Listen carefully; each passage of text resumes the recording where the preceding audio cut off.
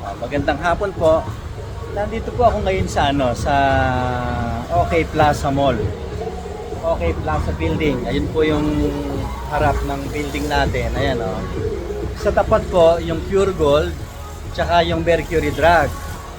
Sa mga naghahanap po from Monumento sa Circle, nasa likod po yun ng Pure Gold. Tayo naman po nasa likod din ng katapat natin ng Pure Gold, no? Ito pong kalsada na ito, ayun o, yan yung Samson Road. Yun ang Samson Road. Itong kalsada na ito ang Victory Liner Compound. Ayan. Dito sa Victory Liner Compound, nandiyan ang Mercury Drug, nandiyan ang Natasha. Tapos, katapat po niya ng OK Plaza. Ang OK Plaza po, mayroon dalawang entrance, magkabila po. Meron dito, sa side na ito, meron din po sa kabila. Lalakad lang po kayo, no? Ito.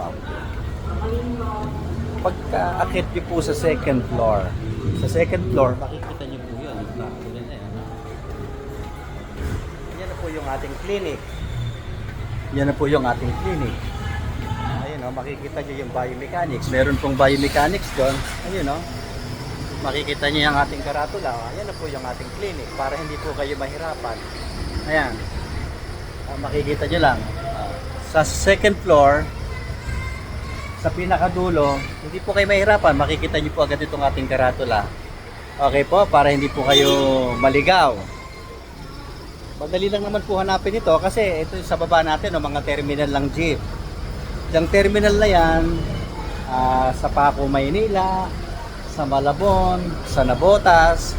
So napaka-accessible po nito. Kahit po magko-commute lamang po kayo, makakarating kayo dito. Ayun, Malabon Monumento, Paco Monumento. Ayun. Pati po yung mga taga Malanday, taga Valenzuela, napaka-accessible po nito.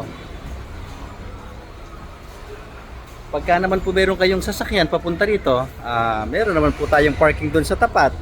Sabihin nyo lamang po, dito lang kayo sa Biomechanics, 50 pesos lamang po ang ating parking every 4 hours. So ayan o.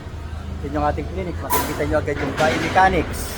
May logo naman po tayo kaya hindi po kayo mahihirap ng maghanap. So dito lang po yan sa Monumento branch ng Hilot Biomechanics.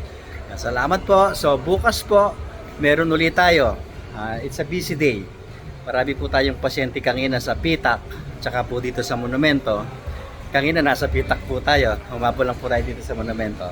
So alas 5 na rin po kaya medyo it's been another day. It's been another busy day dito sa ating mga Hilot Arena. Ang market ganun din. Medyo marami po. Ngayong holiday, dinagsa po ng mga pasyente ang ating mga clinic. So kung lolobin ng Panginoon, God willing po, bukas nandito po ulit tayo. Kita-kits po tayo.